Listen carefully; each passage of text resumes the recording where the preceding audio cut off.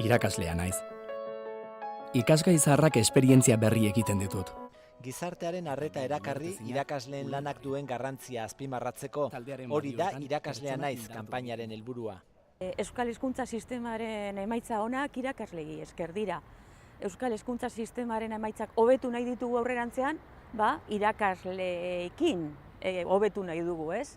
Orduan garrantzizkoa da euren lana.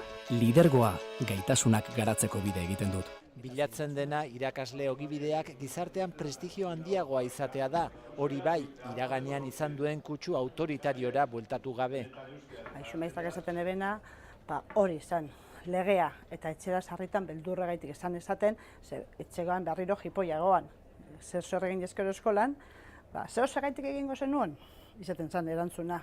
Arantzak 31 urte daramatza irakasten, bere ustez komunikazioak izan behar du ardatz irakasle-ikasle harremanean, argi utzita irakaslea beste maila batean dagoela. Eta, karo, eurak jakin behar da argi eta garbi, gu ez garela euren kolegak.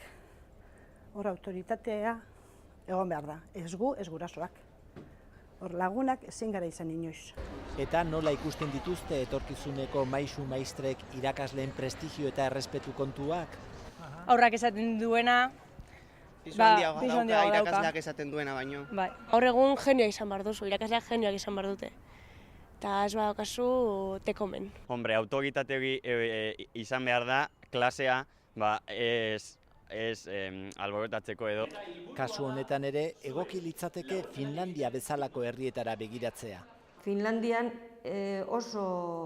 oso aintzakotzat hartua da maisu maestran lana eta irakaslearen abebai, ez? Eta da hain zuzen eurek hezkuntza sistemari garrantzia handia ematen diotelako. Irakaslea naiz.